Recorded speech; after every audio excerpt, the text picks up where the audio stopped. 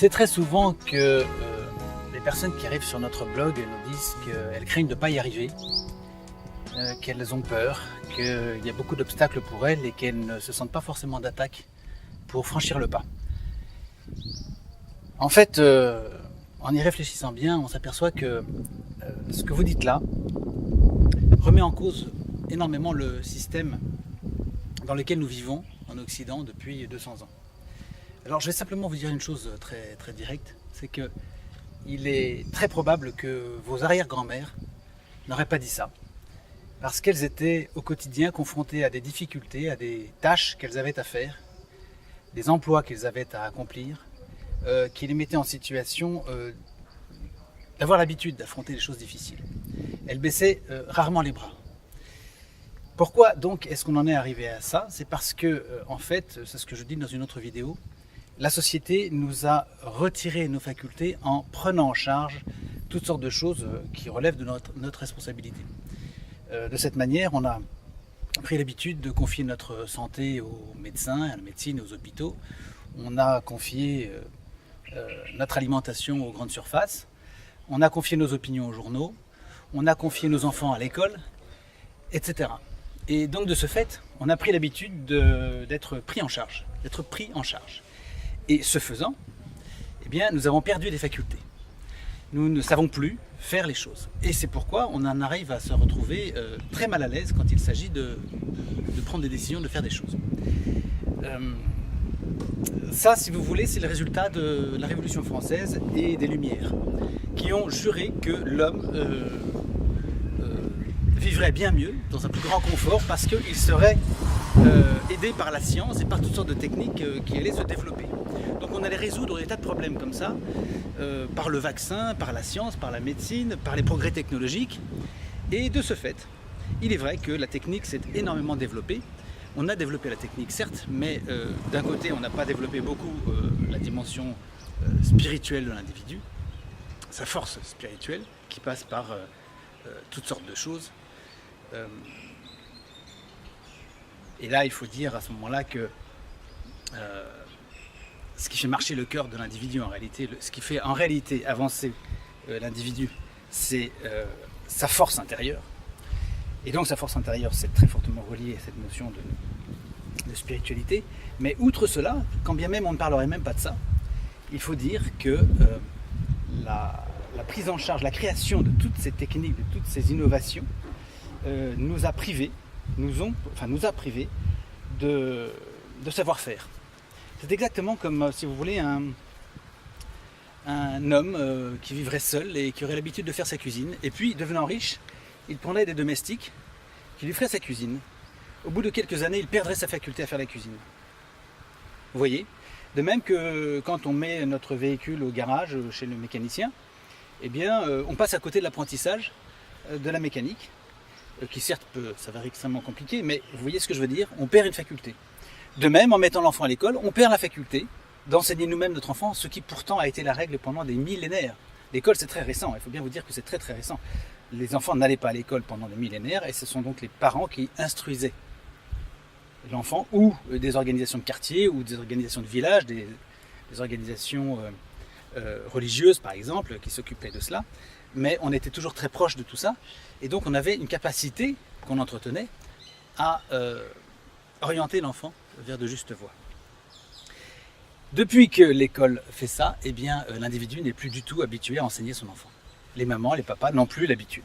Donc ils se sentent paumés, ils ont perdu cette faculté. Vous voyez? C'est dans ce sens qu'il faut voir que nous avons commis une erreur en Occident depuis 300 ans, on peut dire, avec ce qu'on appelle les Lumières, qui sont en réalité des lumières artificielles parce qu'elles ont apporté un progrès, elles ont prétendu que l'homme réglerait tous ses problèmes grâce à un progrès technique, mais en réalité, dans le même temps, l'homme a perdu des facultés. On retrouve ce problème avec les vaccins, par exemple. Le vaccin, on sait que le vaccin, s'il peut sauver dans certaines circonstances, parce qu'il est urgent de sauver une personne, donc on la vaccine face à un danger imminent, mais sur le long terme, le vaccin a fait baisser le système immunitaire de l'individu. Et c'est donc extrêmement préoccupant parce que plus on assiste le corps, plus on lui donne des éléments, eh bien, moins il est capable de se défendre lui-même. Vous voyez, donc tout ça c'est lié. Ce qui veut dire qu'en réalité, depuis l'origine, Montesquieu, Montaigne, Rousseau, Descartes, Diderot, et plus tard Hegel, Kant, Leibniz, Vico, etc., Proudhon, Babeuf, Marx, etc. Tout ça qu'on continue à enseigner depuis Descartes, considéré comme le début de la philosophie, ce qui est une énorme erreur évidemment. Descartes enseigné comme le début de la philosophie jusqu'à nos penseurs dits modernes, jusqu'au milieu du XXe siècle, et Sartre y compris. Et tous ces gens-là étaient dans cette erreur, ayant omis ce petit détail, qui est une découverte considérable et relativement récente, qu'en réalité, plus on assistait l'homme, plus on essayait de faire des plans pour l'aider, plus on le privait de savoir-faire, et donc de liberté. Parce qu'évidemment, un individu qui ne sait rien faire a très peu de liberté, une liberté beaucoup plus restreinte que celui qui sait tout faire.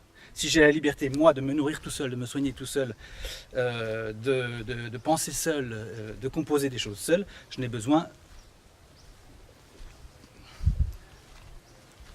Je n'ai pas besoin autant de toutes les institutions qui m'entourent. Si un village entretient une justice, une bonne justice qui serait essentiellement préventive, il n'a pas besoin de la police, pas besoin des tribunaux, etc. Mais il n'est pas de l'intérêt des États, et il n'est pas de l'intérêt de ceux qui gouvernent les États, et il n'est pas de l'intérêt de ceux qui gouvernent les États, que l'individu devienne indépendant et retrouve une indépendance. Il est certain que de ce point de vue-là, du point de vue de la liberté de l'individu et de l'indépendance, il y a une baisse, il y a une chute. C'est totalement évident puisqu'on voit aujourd'hui des individus qui sont dans une très grande angoisse alors que leurs aïeux, leurs grands-mères ou leurs grands-pères n'auraient eu aucune réelle difficulté à régler des problèmes qu'ils affrontent. Et ça, voyez-vous, je le dis parce que, encore une fois, beaucoup de gens viennent nous voir en nous disant que il est pour eux très difficile d'aborder la question de l'école à la maison ou d'autres questions, de prendre des décisions. Ça fait peur, on se sent mal à l'aise et on ressent même, quelqu'un m'a écrit récemment, c'est assez intéressant, on ressent même le conseil comme étant une agression. Le conseil est devenu une agression, c'est-à-dire qu'on est dans un tel état de fragilité qu'on n'est plus capable d'affronter les avis, les oppositions, les conseils comme étant des choses normales. Tout ça, ça nous perturbe en fait. C'est devenu perturbant, on est devenu extrêmement fragile. C'est extrêmement, moi je trouve que c'est extrêmement intéressant, mais c'est aussi un signal d'alerte très fort. Je crois personnellement qu'il faudrait retrouver une certaine force d'âme qui permette d'affronter tout cela. En fait, voyez-vous, on a des personnes qui sont très angoissées parce qu'elles ont reçu un conseil, alors que leurs aïeux, il y a 3 ou 4 ou 5 générations ou 10 générations, pouvaient affronter des épidémies, des guerres, des violences terribles, ou la pression de tout un village, beaucoup plus forte qu'aujourd'hui, la pression sociale extrêmement vive, et s'en tirer très bien. Vous voyez, le taux de suicide aujourd'hui est beaucoup plus élevé qu'il n'était il y a 250 ans, parce qu'il y a une fragilité beaucoup plus grande. Et tout cela vient du fait que toute cette fragilité, il y a beaucoup de raisons à ça, hein. Il y a des raisons sanitaires, il y a des raisons environnementales, il y a toutes sortes de choses, mais de manière générale, la fragilité de l'individu s'est développée parce qu'il ne fait plus, il ne pratique plus un certain nombre de choses qui sont pourtant de sa responsabilité, de son ressort. Et en particulier l'éducation des enfants. Donc, éduquer son propre enfant fait peur aujourd'hui. Beaucoup de mamans nous écrivent ça en disant « j'ai peur de m'occuper de mon enfant, de faire l'école à la maison », alors qu'en réalité, on devrait avoir peur de mettre l'enfant à l'école classique. Sachant tout ce qu'on y voit, c'est ça qui devrait faire peur. Mais on a très fréquemment ces messages d'inquiétude. Alors, pour conclure, je voudrais vous dire que vous ne devez pas vous inquiéter, il ne faut pas être dans l'inquiétude, dans l'angoisse, parce que vous allez y arriver. Vous allez y arriver non pas du jour au lendemain, vous allez y arriver en étant formé, en ayant reçu des outils qui vont vous réapprendre ce que peut-être vous avez perdu, ce qui n'est pas toujours le cas, certains d'entre vous ont encore ça, encore cette fibre puissante. De toute façon, vous ressentez quelque chose au fond de vous-même, donc il y a quelque chose qui existe encore là.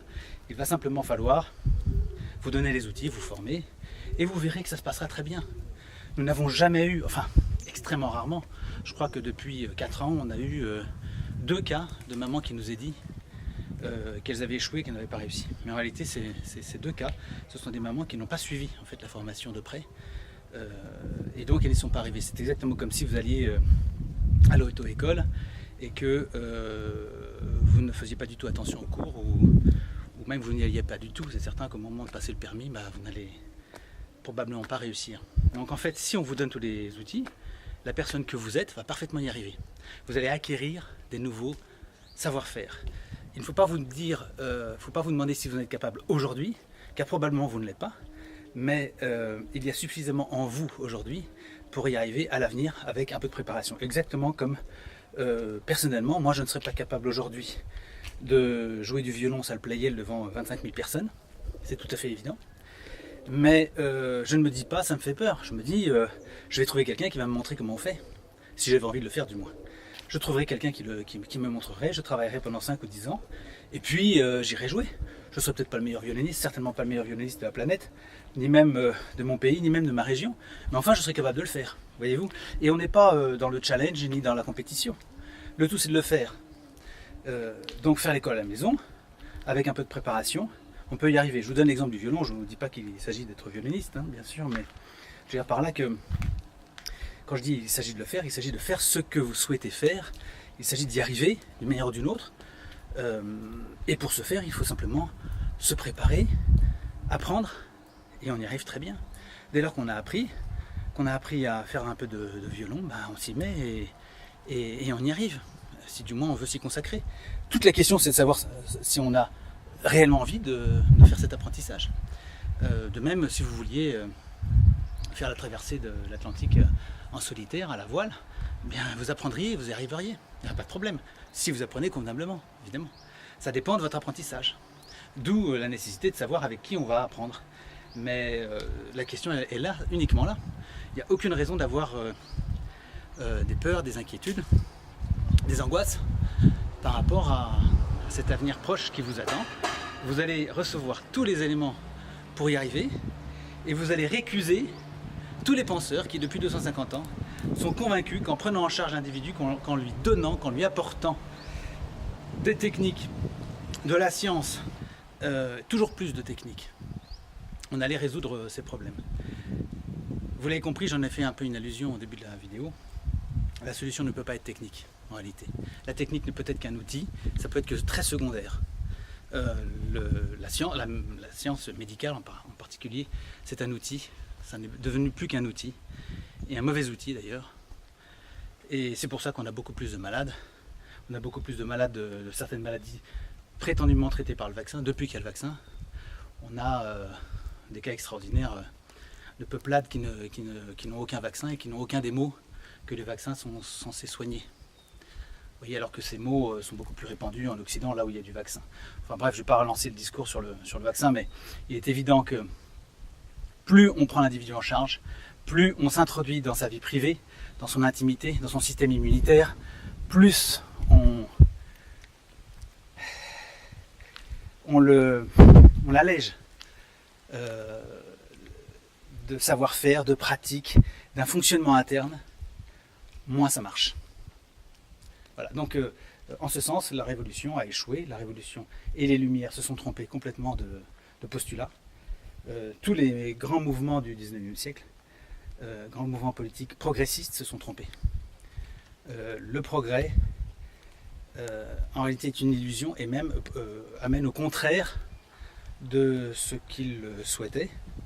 Il amène davantage de servage, d'esclavage, moins de santé, plus d'états dépressifs, d'angoisse, donc moins de bonheur, alors que la révolution prétendait apporter le bonheur, plus de soumission à des systèmes préconçus, à des institutions, à des lois. Et voilà, très très simplement, très clairement, après 200 ans, on peut faire ce bilan que le postulat ayant été faux dès le départ, eh bien le résultat est celui que nous connaissons, c'est-à-dire pour l'instant un désastre. Ce ne sera pas toujours le cas, parce que je suis convaincu que l'homme va trouver des solutions, va finir par trouver des solutions. Ces solutions, elles passent par le redéploiement de l'être humain, la redécouverte de ses capacités, sur tous les plans. C'est-à-dire qu'il va redécouvrir comment s'alimenter en écoutant mieux ce qu'il est, physiquement, biologiquement, la reprise en main de l'éducation de ses enfants, la reprise en main de ses propres opinions, la reprise en main de son travail, etc. Sur tous les plans, voyez, on va pouvoir, je suis convaincu, redécouvrir, du fait même que les institutions vont disparaître par leur appauvrissement, par les déflagrations en cours, par l'écroulement des empires modernes, l'individu sera conduit à se débrouiller tout seul. Il n'aura pas le choix en fait.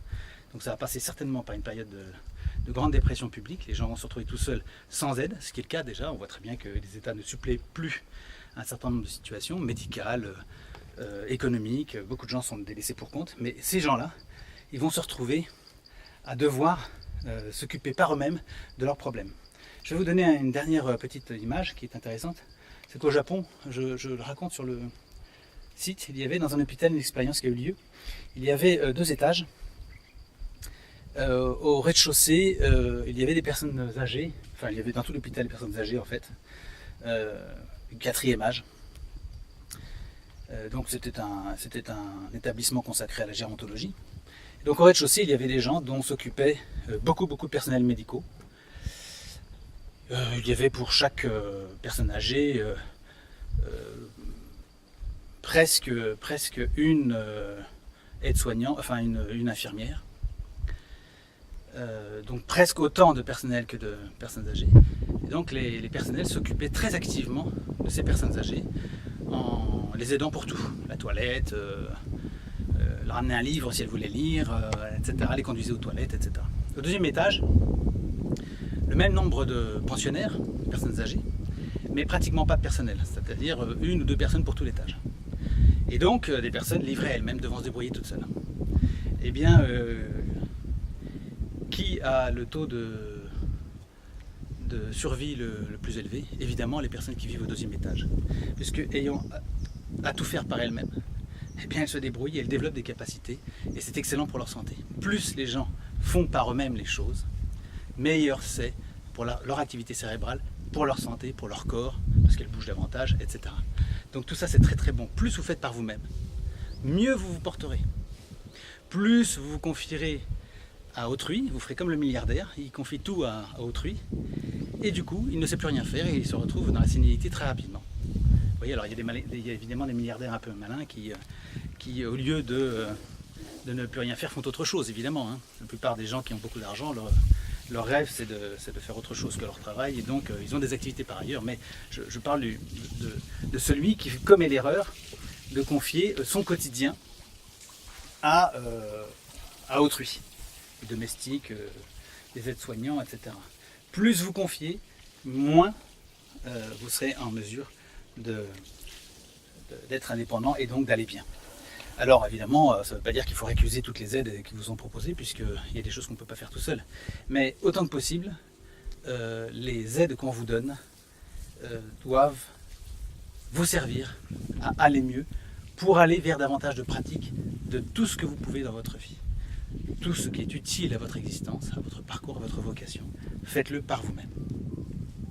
C'est la pratique qui vous aidera. Vous voyez, pour ma part, je fais de temps en temps quelques petites vidéos, j'arrive à faire une vidéo comme celle-ci en un seul jet et sans montage. Donc bon, c'est pas un exploit, mais il y a beaucoup de vidéastes qui sont obligés de couper 50 fois leurs vidéos parce qu'ils ont des problèmes d'élocution, ils ont des problèmes pour amener leurs idées. Et bien ça c'est de la pratique. Je suis pas né comme ça.